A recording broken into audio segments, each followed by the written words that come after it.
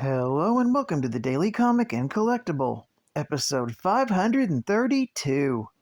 Now today, the collectible of the day is the Hasbro Toys Marvel Legends series Kingpin Build-A-Figure Wave Symbiote Spider-Man action figure. The Venom symbiote gives Peter Parker a black suit with special enhanced powers. This 6-inch scale action figure of Spider-Man is inspired directly from the comic series and comes with a pair of interchangeable hands. Spider-Man comes with ultra articulation for added posing and displayability, and comes with premium deco and hand-painted detailing. This Marvel Legends figure is part of the Kingpin Build-A-Figure wave and includes 2 interchangeable heads for the Kingpin. Collect the set to create your own Kingpin action figure. Released by Hasbro Toys.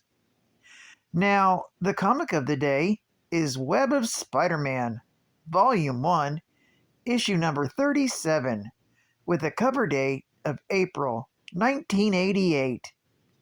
With story by Jim Owsley, art by Steve Geiger, and cover by Al Milgrom.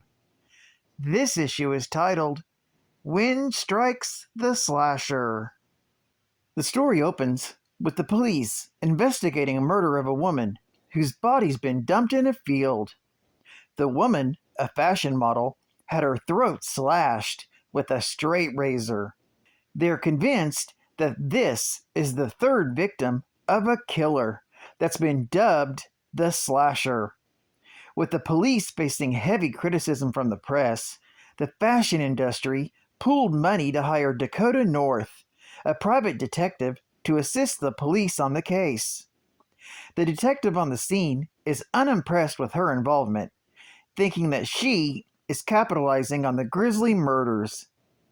North brushes off these criticisms and goes back to her car where her brother Ricky is waiting for her. She tells her brother that she's 5 steps behind the killer, but Ricky is certain that she will close that gap. He then reminds her that it's their father's birthday tomorrow and asks what she plans to do. Dakota tells Ricky that she and her father can't stand each other and she stays away because she loves him, regardless of their differences. A few days later, Spider-Man is swinging across the city. He feels great because of his recent marriage to Mary Jane, as well as being assigned to an out-of-town freelance gig that will get him a lot of money. Landing on the rooftop of a convention center to meet up with his wife, Spider-Man begins to change out of his costume when suddenly police come bursting out onto the roof. Remembering that security's been stepped up because of this slasher character, Peter leaps off the side of the building and disappears from sight. Looking for an empty room, he spies a model that he finds attractive, if a little weird. He quickly crawls away, trying to convince himself that he's not a peeping Tom. The model in question is Elise Nelson, and is soon joined by Mary Jane, who she's working with. Elise makes a crack about locking her door in the future with the slasher on the loose, but Mary Jane reminds her that they have a lot of guards protecting them. She then asks Nelson why she's looking at herself in the mirror. Elise responds by telling Mary Jane that she's looking at all the fat. Mary Jane doesn't know what she's talking about. Suddenly, there's a knock at the door. Covering herself up and thinking that it's Mary Jane's husband, Elise answers the door. However, this turns out to be Harvey Finkelstein, a would-be actor that's a huge fan of Elise. He has come to give her some flowers and see that she's doing okay. She wonders how he got past security, but he explains that he pretended to be a busboy and slipped past. Accepting the flowers, Elise sends him on his way because she is busy. On his way out, Harvey bumps into Peter Parker and angrily tells Peter to watch where he's going. Even though Peter's spider sense warned him, he wonders what this guy's problem was. When Peter knocks on the door, he's greeted by an annoyed Elise Nelson, who thinks it's Harvey coming to bother her again. This catches Peter off guard, because this was the woman he was looking at earlier. Mary Jane briefly introduces her husband to Elise before leaving with him. Soon, the couple is in a car, where Mary Jane tells Peter that she and Elise are going to be participating in the Fall Fashion Expo, taking place at the Grand Adventure Amusement Park.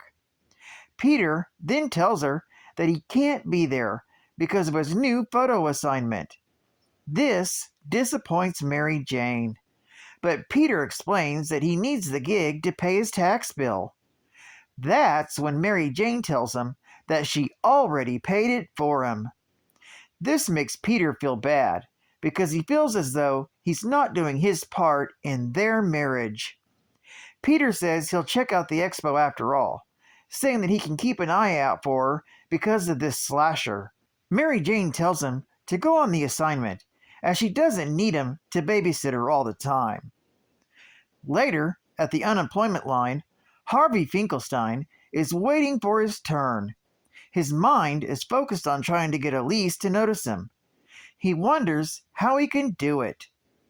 Noticing the large man standing behind him is reading a newspaper with a front page story about the slasher, Harvey suddenly gets an idea. Interrupting the man, named Leslie, Harvey asks him if he's interested in making some money. He details a plan where the man breaks into Elise's apartment and threatens her with a straight razor. That's when Harvey shows up in the nick of time and saves her from the slasher. However, when executing this plan, the bus Harvey is riding on breaks down, forcing him to walk the rest of the way. Meanwhile, the man he hired to terrorize Elise continues with the plan. When the doorbell suddenly rings, he makes a break for it.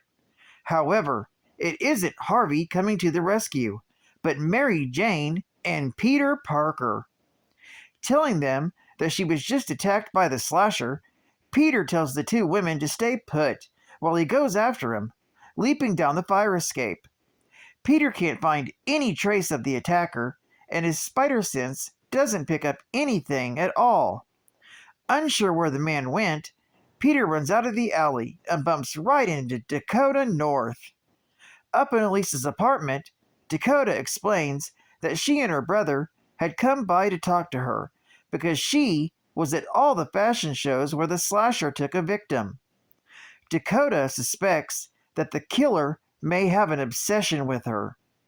Listening to this, Peter beats himself up over letting the slasher get away, when he had gone toe-to-toe with much more dangerous threats.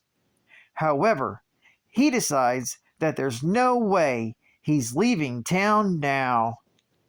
Later, Harvey meets up with Leslie, and although things didn't go as planned, he still wants to try again. Leslie isn't certain, since Elise will be more protected the next time around. Looking around Leslie's apartment, Harvey noticed that he has newspaper articles about the slasher taped on his wall, and a lot of sharp knives. When he asks what these are all for, Leslie explains that he's a character actor trying to get into his role. On the day of the Fashion Expo, Peter has decided to lie to his wife and go to the expo to keep an eye on her. Coincidentally, Harvey and Leslie are on the same bus that Peter is taking to the amusement park. Both men are nervous about what they're attempting to do. Also on the scene is Dakota North, who's overseeing security. She has concluded that the attack on Elise was a setup, especially if her prime suspect is who she thinks she is.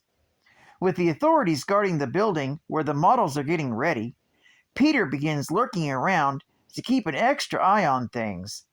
However, his spider sense begins going off, and he's caught by the guards lurking in the bushes. Meanwhile, a man in police uniform comes in to check on Mary Jane and Elise. When they assure him that everything is fine and they need to get ready, Leslie pulls out a switchblade and threatens Elise. Outside the door, Harvey waits for his moment to interrupt the attack, when he discovers that Leslie locked the door for some reason. Meanwhile, outside, Peter Parker is trying to explain himself to the officers as he's being handcuffed, while Leslie threatens Elise. Mary Jane tosses a vase out the window. The breaking glass alerts Dakota North. Fearing the safety of his wife, Peter fights his way free and rushes to her aid. By this point, Elise slams another vase into Leslie's face. This allows her to get free, and both she and Mary Jane flee out of the dressing room, bowling Harvey over. Leslie follows out after them, blaming Harvey for this stupid scheme going bad. Unwilling to let the woman get away, Leslie chases after them. Shortly thereafter, Spider-Man and Dakota North arrive on the scene to see that everyone has fled the scene. Radioing her brother Ricky, Dakota is told about a strange man lurking around. Catching up with Ricky, Dakota chases after the suspect, while Spider-Man and Ricky search for the woman. Leslie flees into a nearby roller coaster. Surprisingly, Dakota follows after him on her motorcycle. On one of the coaster's peaks, Leslie bails out of the car and tries to climb down a service ladder. However, Dakota shoots out one of the rungs, causing him to fall into a net weaved by Spider-Man. Dakota is furious that Spider-Man disobeyed her orders, telling him that he may have signed Mary Jane's death warrant. Elsewhere, on the park, Mary Jane and Elise believe that they have gotten away. Suddenly, Elise begins acting strangely and pulls out a straight razor. As it turns out, Elise was the real slasher the whole time. She has been killing other models because she thought they were more attractive than her. When Elise corners Mary Jane, she's about to strike when Spider-Man arrives and pulls her to the ground with a web line. In the aftermath of the situation, Dakota North explains to them that Elise suffered from mental illness, making her the prime suspect in the murders. This story is continued in Web of Spider-Man, issue number 38.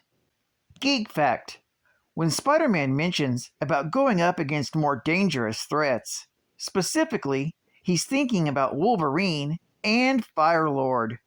Spider-Man fought both in Spider-Man vs. Wolverine, issue number 1 from February of '87, and Amazing Spider-Man, issues number 269 and 270, from October and November of '85, respectfully. Bonus Geek Fact: Dakota North was the daughter of Samuel J. North, a CIA agent. Little is known about her early life, other than a relatively young age she chose a career as a freelance private investigator. Her business was apparently quite successful, in that it supported 4 branch offices across the world. Her earliest recorded case involved being hired by famous fashion designer Luke Jacobson to guard both him and his newest designs. Dakota's brother, Ricky North, got in the way, but she was able to save Jacobson's life. Dakota North's first appearance was in Dakota North, Volume 1, Issue Number 1, from June of 1986. State-of-the-art gaming! Whip, dribble, spin, rescue, duck, hurdle, bombard, screen, roll, dive, pass, evade, sprint, raid, dunk, hurl, loop, leap, capture, stab, defend, shoot, invade, blast, escape, attack, jump, and swerve. Insert Konami video games like Goonies 2 and Castlevania into your Nintendo Entertainment System and play your heart out. Only from Konami. Get yours today! And final geek fact: the story of Spider-Man and his black suits. First, the black symbiote suit. During the Secret Wars, Spider-Man's costume was torn during battle, and he was sent to a machine that would repair it. Unknown to Spider-Man, the machine was actually a prison that contained an alien symbiote, which copied Spider-Man's thoughts about the costume worn by Spider-Woman and created a duplicate of it with a spider logo derived from Null's emblem. Which brings us to his black cloth suit. Though this suit was given to Peter by Black Cat in Peter Parker, the Spectacular Spider-Man, issue number 99 from February of 1985, he didn't actually wear it until Amazing Spider-Man, issue number 263 from April of 1985, when he accidentally shrank his red and blue suit in the wash. After Spider-Man removed the symbiote suit, his girlfriend, the Black Cat, made him a non-living duplicate, as she thought it was sexier than his red and blue suit. While the two suits were used interchangeably initially, the black suit eventually became Spider-Man's primary suit after his red and blue suit was destroyed.